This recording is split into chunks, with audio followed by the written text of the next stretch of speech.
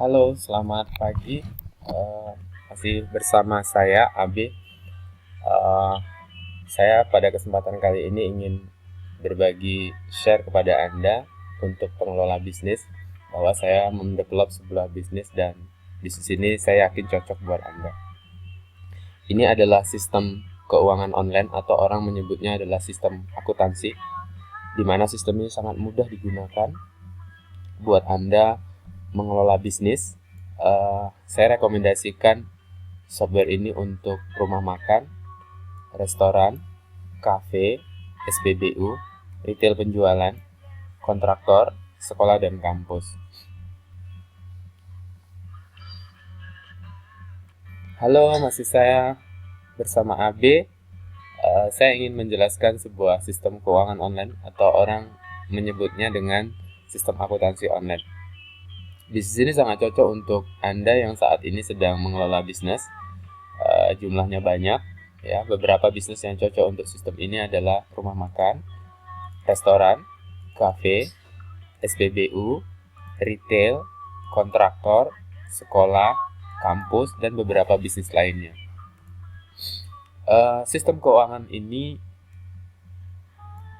secara online dan dalam bahasa programmer adalah web based. Anda bisa mengelola banyak cabang di seluruh dunia. Ya, maaf, mungkin bisnisnya seluruh dunia.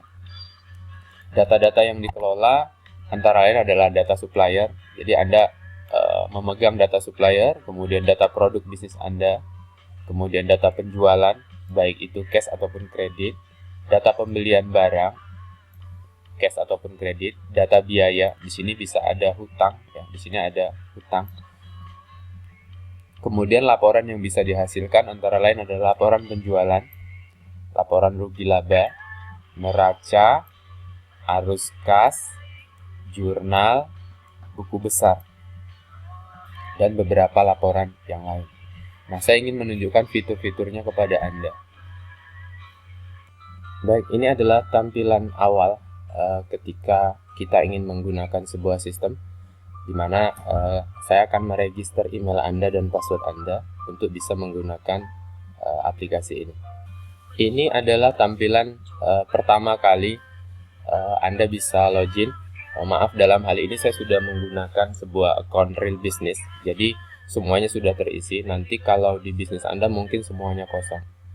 Jadi saya ingin tunjukkan kepada Anda bahwa sistem ini bisa memberitahu sebuah signal kepada kita di mana tentang kesehatan dari bisnis kita. Pembeliannya kita dikasih tahu, jatuh temponya dikasih tahu, kemudian hutang-hutang juga kita dikasih tahu. Ya. Jadi kita bisa men-tracer, misalnya contohnya adalah hutang kita kepada supplier. Kita tinggal klik saja. Ya, ini salah satu kelebihan dari aplikasi ini. Jadi di sini kita bisa tahu barang-barang yang sudah masuk ke gudang kita tetapi belum kita bayar. Demikian juga penjualan kita. Ini salah satu fitur yang sangat membantu untuk Anda. Baik, saya ingin menunjukkan kepada Anda tentang data-data yang dikelola. Yang pertama adalah data supplier. Ya, ini bagian penting di dalam perusahaan di mana kita bisa memasukkan data-data supplier dan nanti kita bisa tahu interaksi-interaksi yang terjadi pada supplier ini. Jadi di panel sebelah kiri ada dashboard, ada laporan, ada kas, kemudian ada penjualan. Kita pilih supplier. Ya, tampilannya seperti ini. Kita bisa masukkan supplier gula, supplier cabai, supplier plastik. Kita tinggal buat supplier baru. Selain supplier, kita juga bisa masukkan pelanggan, ya, di mana ini adalah konsumen kita. Hampir sama metodenya dengan supplier. Kita juga bisa memasukkan pelanggan. Ya, kalau dalam hal ini kebetulan saya mengelola sebuah rumah makan, jadi pelanggannya saya per outlet. Ya, ini bisa disesuaikan dengan kebutuhan bisnis Anda.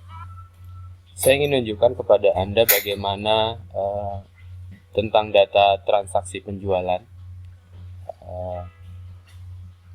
Dari panel Anda bisa pilih penjualan, Kemudian di sini kita bisa pilih pelanggan, misalnya pelanggannya adalah saya punya pelanggan penjualan outlet Arenka ya, transaksinya hari ini tanggal 23. Saya bisa tagih misalnya jalan Laksda Adi Sucipto nomor 23 Yogyakarta misalnya. Tanggal transaksinya hari ini 23. Oke. Nah, produk yang kita jual misalnya bebek goreng hidup. Harganya misalnya jumlahnya 34, harga satuannya sekarang misalnya 52.000, maka akan muncul ya. Kalau misalnya Anda mau tambahin pajak, tambahin pajak. Kemudian klik penjualan ya, prosesnya seperti itu, sangat sederhana sekali. Jadi sistem ini tidak membutuhkan pengetahuan akuntansi yang cukup tinggi, ini sangat mudah sekali.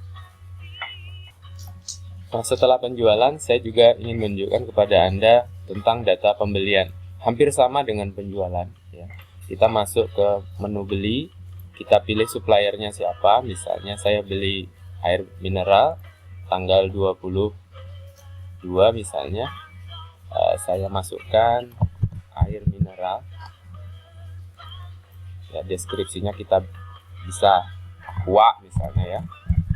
Kemudian berapa kotak, misalnya 100 kotak, harganya 37.000.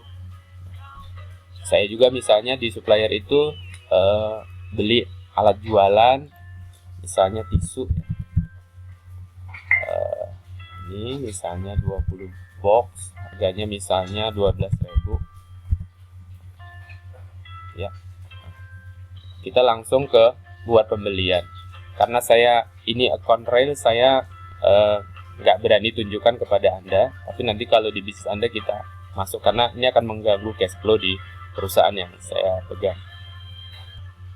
Yang ketiga, yang biasanya sering digunakan di dalam sistem keuangan, yaitu data penjualan, data pembelian, dan yang terakhir adalah data biaya.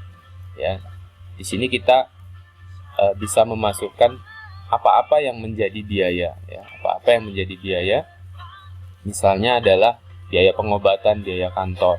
Nah, kita dari sini bisa lakukan transaksi sama seperti di penjualan dan pembelian. Misalnya saya ngambil dari kas, jadi kita bisa punya banyak kas. Dari kas bank misalnya hari ini tanggal 23, kita misalnya mau kasihkan ke siapa nih, ke staf kita, pakai cara tunai atau pakai transfer misalnya. Nah, apa yang dibayar gitu ya, misalnya sewa tempat ya, sewa tempat misalnya sewa ruko jalan Arenka ya, jumlahnya berapa, misalnya 150 juta. 23. Oke. Udah lakukan buat fitur baru, maka kas yang ada di kas bank akan terkurangi 150 juta. Baru kita buat account, baru masuk di transaksi akuntansinya. Setelah mengisi data-data transaksi, maka kita bisa melihat laporan. Di antaranya adalah laporan penjualan, kemudian ada laporan keuangan. Jadi di sini ada sekilas bisnisnya, ada neraca, ada buku besar, ada laba rugi, ada arus kas, ada jurnal, kemudian ada trial balance. Kemudian yang pertama yang ingin saya tunjukkan kepada Anda adalah laporan penjualan. Ini penting ya, ini penting. Kita masuk ke laporan penjualan. Biasanya saya paling suka itu adalah melihat laporan penjualan per produk. Jadi Anda bisa lihat mengukur bisnis Anda. Misalnya saya dari periode Februari 2016, dari mulai tanggal 1 misalnya, saya ingin melihat produk apa saja sih yang laku di bisnis saya. Nah, kita bisa melihat seperti ini. Kalau data yang di-entry oleh staff atau si pengelola itu data yang benar-benar detail, maka laporan ini sangat detail ya. Kita bisa lihat bebek utuh 94 potong, kemudian dada bebek sampai 3.000, kemudian paha bebek sampai 3.600. Nah, ini sebagai laporan kita juga tahu harga per porsinya. Ini salah satu gambaran laporan keuangan, yaitu tentang penjualan. Fiturnya banyak sekali. Dari beberapa laporan ini, mungkin ini yang terakhir saya ingin menunjukkan laporan rugi laba. Kalau neraca arus kas jurnal, Anda bisa langsung melihatnya secara langsung ketika Anda menggunakan software ini, karena rugi laba ini adalah hal yang biasanya dibutuhkan oleh seorang pengusaha. Ya, dari laporan kita pilih sekilas bisnis, kemudian kita pilih laporan rugi laba. Ya, kita bisa melihat berdasarkan periode, misalnya periode Januari, ya, Januari dari mulai tanggal 1 sampai dengan tanggal 31, kita lakukan filter, maka laporannya langsung terlihat, ya, seperti ini. Sangat detail sekali, ya. Ini adalah laporan rugi laba, kerangka laporan rugi laba seperti ini. Mungkin demikian laporan atau review singkat saya terhadap sistem yang saya kembangkan. Ini hanya cuplikan dari software yang saya bangun.